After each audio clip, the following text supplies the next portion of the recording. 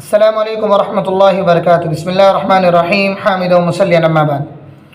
عن عبد الله بن عمر رضی اللہ تعالی عنہما ان رسول اللہ صلی اللہ علیہ وسلم قال لا حسد الا في اثنتين رجل آتاه الله القرآن فهو يقوم به آناء الليل وآناء النهار ورجل آتاه الله مالا فهو ينفقه آناء الليل وآناء النهار رواه الشیخین۔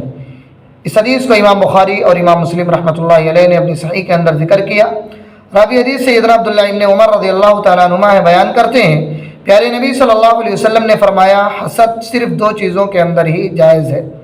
پہلی چیز یہ کہ آدمی وہ شخص جسے اللہ رب العالمین نے قرآن کریم کے علم سے نوازا اور وہ انسان دن و رات قرآن کریم کی تلاوت میں مصروف رہے۔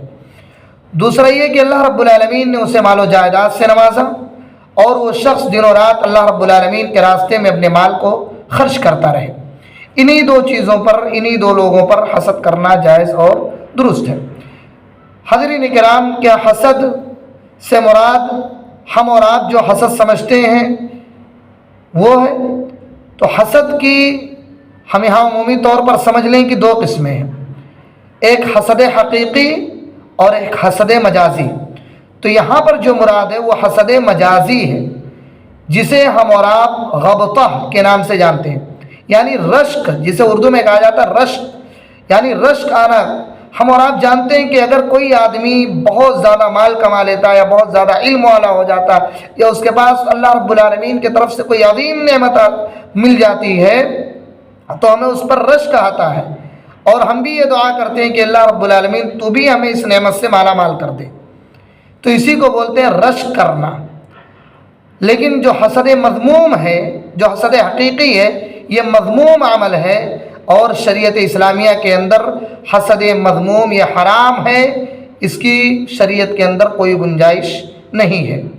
اسی طریقے سے میرے عزیزو، اس حدیث کے اندر پیارے نبی صلی اللہ علیہ وسلم نے قرآن کریم کی تلاوت کرنے کی فضیلت بیان کی ہے، اور اس حدیث کے اندر یہ بھی بیان کیا گیا کہ آپ اپنے وقت کی حفاظت کریں، اپنے دن و رات کو یوں ہی فضول کاموں میں، لایانی کاموں میں ضائع اور برباد نہ کریں، بلکہ آپ اپنے دن و رات کو اللہ رب العالمین کی عبادت میں، اللہ رب العالمین کے فرمان کی تلاوت میں اپنے آپ کو مصروف رکھیں۔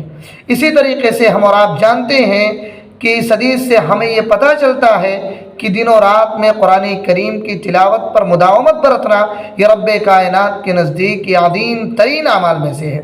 اسی طریقے سے یہ حدیث ہمیں اور آپ کو یہ بھی بتاتی ہے، یہ فائدہ بھی بتاتی ہے کہ اللہ رب العالمین کے راستے میں سخی اور فیاض ہونا چاہیے، اپنے مال کو خرچ کرنے کے سلسلے میں کنجوس نہیں بننا چاہیے، اس لیے کہ اس حدیث کے اندر سخاوت اور فیاضی کی ترغیب دلائی گئی ہے، اس کی فضیلت بیان کی گئی ہے، اور بخیلی اور کنجوسی کی مذمت اس حدیث کے اندر بیان کی گئی ہے۔ اسی طریقے سے ایک بات یہ بھی ہے کہ ہم اور آپ کو جاننا چاہیے کہ اللہ رب العالمین کے راہ میں خرچ کرنے میں مبالغہ آرائی سے کام لینا یہ اسراف اور فضول خرچی کے اندر شامل نہیں ہے۔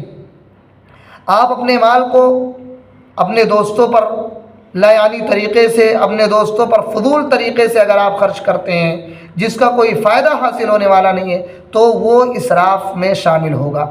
آپ اپنے اوپر حد سے تجاوز کر رہے ہیں خرچ کرنے میں تو بھی اسراف کے اندر شامل ہوگا۔